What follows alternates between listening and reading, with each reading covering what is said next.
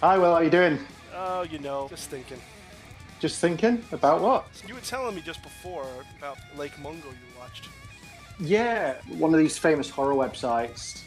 Is it Bloody Disgusting, maybe? So they posted an article about it calling it the saddest horror film ever. Yeah, I saw that. Not as sad as in, like, you're really sad. No, like, sad as in, like, depressing. So, and I'd always fancied watching it. I'd seen previews of it years ago. It was one of them that's just sort of slipped by me. And we managed to watch it finally last week.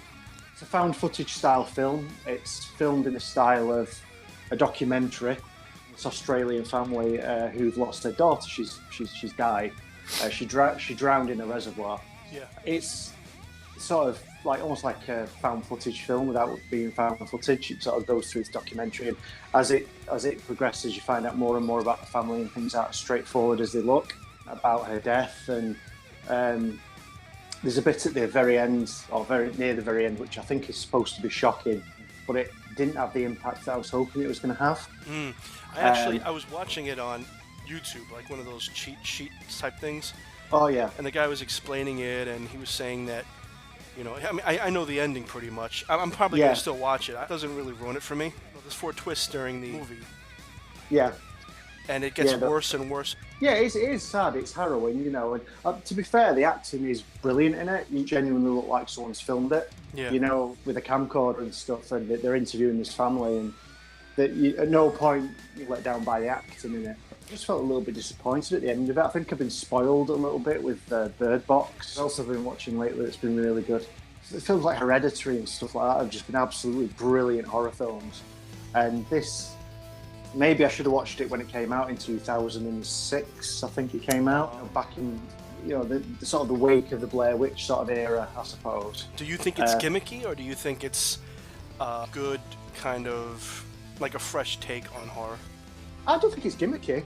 It's quite unique, really, because how many horror films out there are based on the guise of a documentary? I bet there are quite a few B movies that are, but this came out at the theatres and stuff. It's not a B movie, and it's not. It's very subtle. There aren't many special effects. It's clever. I watched this YouTube video about it, and it looks like basically the stuff I watch on ID and Discover and stuff, with those ghost kind of shows, the Demon in My Attic or something like that, and it looks like that almost. And actually, to think of it, what was American Horror Story did that? My Roanoke Nightmare.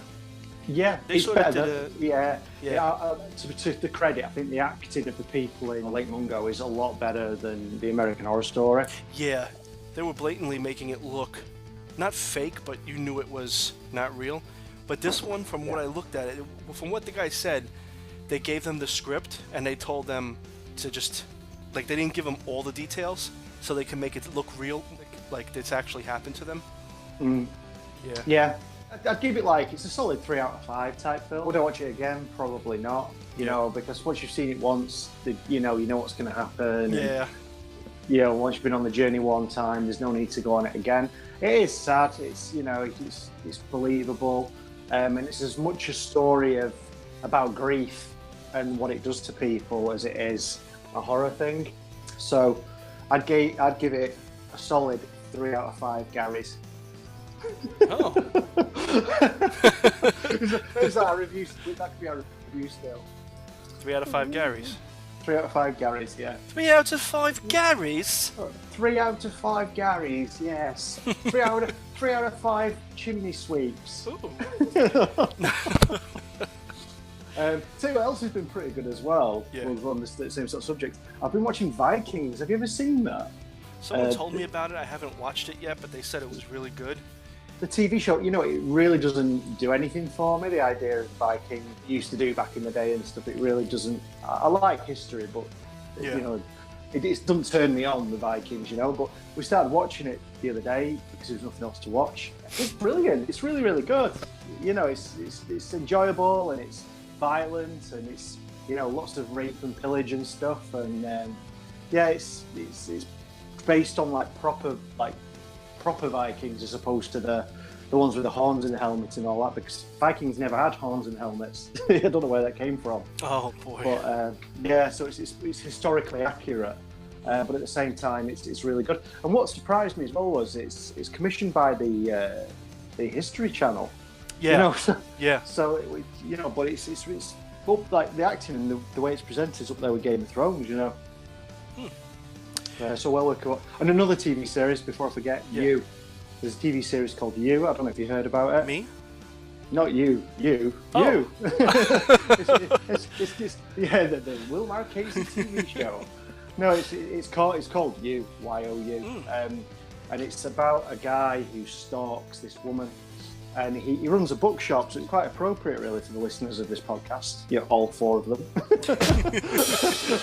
But it's about a guy who runs a bookshop. Yeah. But he's also a really creepy stalker, and he follows this woman and he's watching through a window, and sort of dating her eventually, and it culminates in like some pretty sort of gory stuff happening, and it's well worth a watch. Yeah, You definitely give anyone who's listening, give You a watch. I think it's 10 episodes, and it was so good that they've already commissioned series 3, even though series 2 has not even been filmed yet.